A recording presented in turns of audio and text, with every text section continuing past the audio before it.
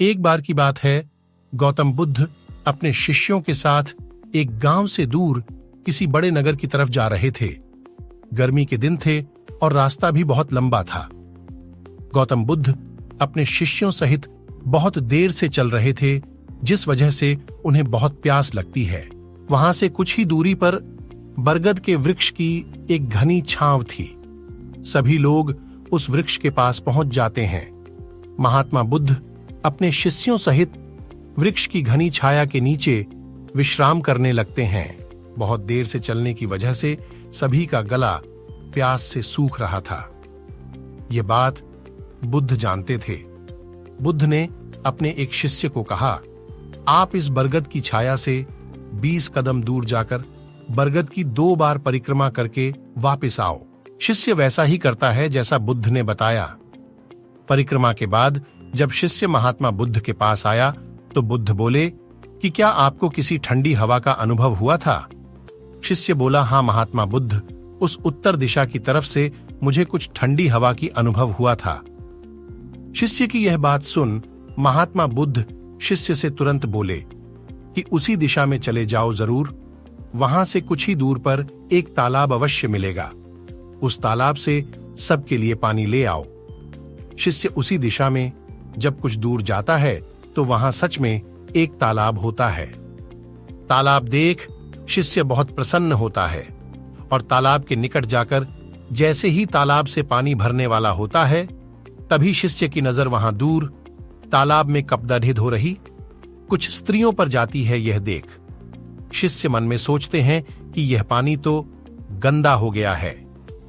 लेकिन जब शिष्य ध्यान से तालाब के पानी को देखते हैं कि अभी भी तालाब का कुछ पानी साफ है, इतने में 2 बैल गाड़ी जोर से तालाब के किनारे से होती हुई निकल जाती है। बैलगाड़ी के पहिए तालाब की मिट्टी के ऊपर इतनी जोर से निकलते हैं कि तालाब के नीचे बैठी बहुत सारी मिट्टी तालाब के ऊपर आ जाती है, जिस वजह से तालाब का बचा हुआ पानी भी गंदा हो जाता है। यह देख शिष्य बिना पानी लिए क्रोध में महात्मा बुद्ध के पास वापस चला जाता है। शिष्य बड़े ही निराशा भाव से महात्मा बुद्ध को सब बात बताता है। शिष्य की बातें सुन सभी शिष्य बोलते हैं कि हमें तुरंत यहां से निकलना चाहिए, किसी दूसरी जगह पानी की खोज करनी चाहिए, वरना प्यास के मारे जान निकाल जाएगी। इधर महात्मा बुद्ध सभी को शांत होने के लिए कहते हैं और बोलते हैं कि धीरज रखो, कुछ देर यही बैठो, उचित समय आने तक संयम बनाए रखो। सभी महात्मा बुद्ध की बात सुनकर शांत हो जाते हैं और वहीं बैठ जाते हैं। कुछ समय बीत जाने के बाद महात्मा बुद्ध फिर से अपने शिष्य को उसी तालाब से पानी लाने के लिए कहते हैं। शिष्य बिना कोई सवाल किए उसी तालाब से पानी लेने के लिए फिर से चला जाता है। तालाब की हालत देख शिष्य को यकीन नहीं होता। तालाब का पानी पूरी तरह से साफ होता है। यह देख शिष्य बहुत खुश होता है और पानी भरकर महात्मा बुद्ध के पास जाता है। सभी पानी पीकर अपनी प्यास बुझते हैं, लेकिन अभी भी सबके मन में ये एक सवाल था कि आखिर यह चमत्कार हुआ कैसे? तालाब का सब पानी तो गंदा था। उन्हें लगा कि जरूर ये बुद्ध की शक्ति है। इनमें एक शिष्य ने यह सवाल महात्मा बुद्ध से पूछ ही लिया कि यह चमत्कार आपने कैसे किया? शिष्य का जवाब देते हुए महात्मा बुद्ध बोले कि यह कोई चमत्कार नहीं, यह आपके सब्र का फल है। यह फल है आपके सब्र बनाए रखते हुए उचित समय के इंतजार का। जितनी देर हम सब लोगों ने सब्र किया, उतनी देर तक तालाब के पानी के ऊपर तैर रहे सभी गंदे तत्व और मिट्टी तालाब के पानी के नीचे बैठ रहे थे।